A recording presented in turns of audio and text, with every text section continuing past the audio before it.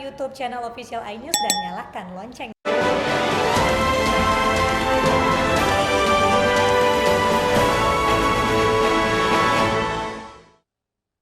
Pemirsa, polisi menangkap 2 penggasak mobil yang terparkir di stasiun pengisian bahan bakar umum. Keduanya teridentifikasi polisi dari hasil rekaman kamera pengawas.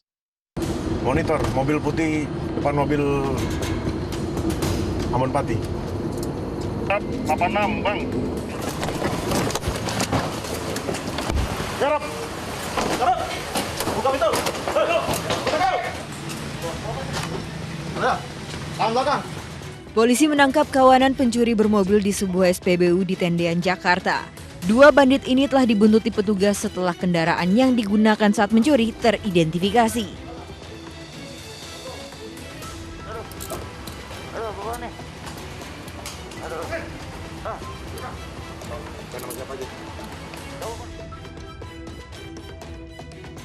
Aksi kawanan pencuri bermobil terekam kamera pengawas saat beraksi di sebuah SPBU di Slipi, Palmerah, Jakarta Barat.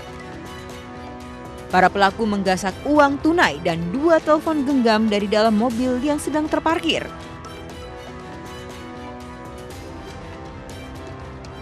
Bahkan sempat-sempatnya pelaku kembali lagi dan menggasak harta korban di dalam mobil.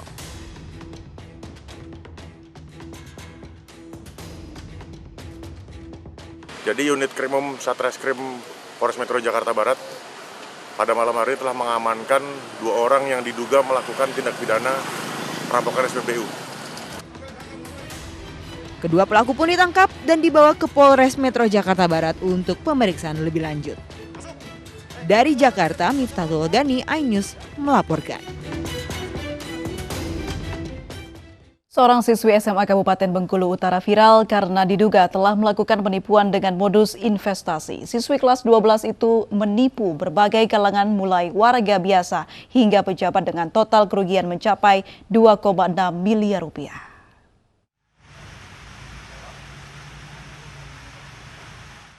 Seorang siswi SMA di Kabupaten Bengkulu Utara berinisial DS menjadi sorotan dalam sepekan terakhir karena diduga telah melakukan penipuan dengan modus investasi. Korbannya pun mencapai ratusan orang mulai dari warga biasa hingga pejabat dengan total kerugian mencapai 2,6 miliar rupiah. Para korban pun mendatangi rumah DS untuk meminta tanggung jawab. Bahkan ada sejumlah korban yang mengambil kendaraan dan perhiasan milik keluarga DS untuk mengganti kerugian.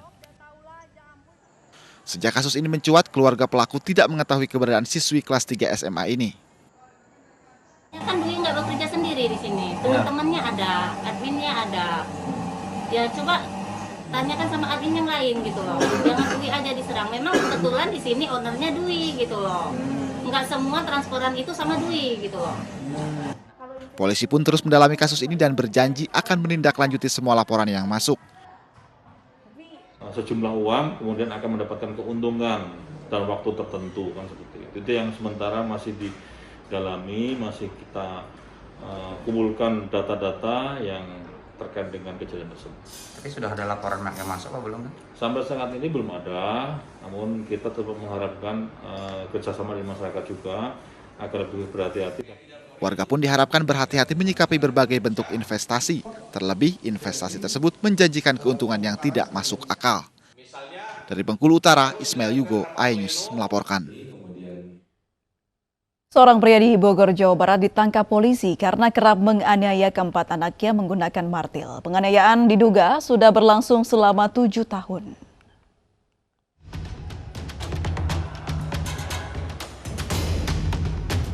AFR, pria 38 tahun ini digelandang Satreskrim Polresta Bogor Kota lantaran kerap menyiksa anaknya dengan dalih mendidik. Tak hanya kepada 3 anak tirinya, ia juga kerap menganiaya anak kandungnya yang baru berusia 7 tahun. Penganiayaan ini akhirnya terungkap setelah istri pelaku melaporkan perbuatannya ke polisi. Diduga aksi penganiayaan dengan menggunakan martil, kunci Inggris, dan obeng telah dilakukan pelaku selama 7 tahun. Laporan dari istrinya yang sebenarnya sudah mengetahui kekerasan terhadap anak-anaknya ini sejak lama. Sejak mereka menikah kurang lebih mungkin 1 tahun setelah itu sudah kekerasan-kekerasan itu dilakukan.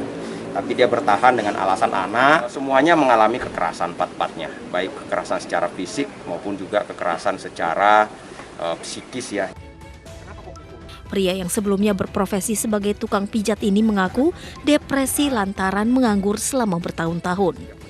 Akibat perbuatannya, pelaku dijerat dengan pasal berlapis Undang-Undang Perlindungan Anak dan tindak pidana penganiayaan dengan ancaman hukuman di atas 5 tahun penjara. Dari Bogor, Jawa Barat, Wildan Hidayat, iNews melaporkan. Tersinggung dilempar korek api, seorang pria di Trenggalek, Jawa Timur menganiaya 3 orang anggota keluarganya. 1 dari 3 korban meninggal dunia di lokasi kejadian, sementara 2 lainnya menderita luka sabetan senjata tajam.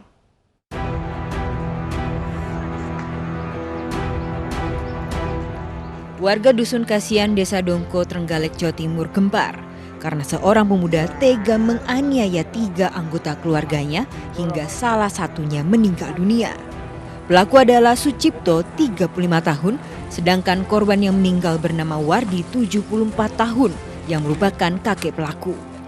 Sementara 2 korban luka-luka adalah pasangan suami istri Mariono, 74 tahun, dan Juminem, 64 tahun, paman dan bibi pelaku yang kini dirawat di Puskesmas Dongko. Kejadian berawal saat korban Mariono menyuruh Sucipto membeli korek api, namun ternyata korek itu tidak menyala. Korek itu kemudian dilempar Mariono ke arah Sucipto. Sucipto marah dan langsung menganiaya Mariono dan istrinya dengan senjata tajam. Beruntung, Mariono dan istrinya berhasil kabur. Sucipto yang masih kesetanan mencari Mariono dan istrinya ke rumah Wardi kakeknya. Gagal menemukan Mariono dan istrinya, Sucipto melampiaskan kekesalannya kepada Wardi yang tengah tidur hingga membuat Wardi meninggal di tempat. Tak butuh waktu lama bagi polisi untuk menangkap Sucipto. Ya, dari hasil kesehatan yang kita terima bahwa saudara Sucipto sebagai pelaku ini pernah dirawat karena terganggu kejiwaannya, yaitu mengalami penyakit skizofrenia atau F20. Untuk kondisi saat ini, Untuk saat ini ketika diperiksa, saudara Sucipto masih mengalami tekanan mental, namun pada prinsipnya dari penyidik pembantu tetap menggali informasi-informasi yang disampaikan oleh pelaku, yaitu saudara Sucipto tersebut. Polisi masih mendalami kondisi kejiwaan Sucipto yang memang memiliki riwayat gangguan jiwa. Untuk menghindari hal yang tak diinginkan, Sucipto kini ditahan di tahanan Polres Trenggalek. Dari Trenggalek, Jawa Timur, Anang Agus Faisal, iNews melaporkan. Pelaku pemenggal kepala ayah kandungnya sendiri jalani observasi kejiwaan di Rumah Sakit Jiwa Provinsi Lampung. Tersangka menjalani tes kejiwaan didampingi dokter ahli kejiwaan.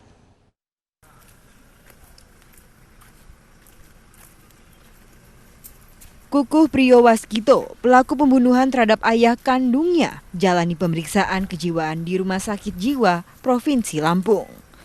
Tersangka akan diobservasi selama 14 hari untuk mengetahui kondisi kejiwaannya dengan didampingi dokter ahli kejiwaan. Sebelum menjalani observasi, pelaku terlebih dulu menjalani serangkaian tes kesehatan, termasuk tes bebas COVID-19. Polisi telah menetapkan Kukuh sebagai tersangka pembunuhan dan penganiayaan dengan ancaman pidana 15 tahun penjara.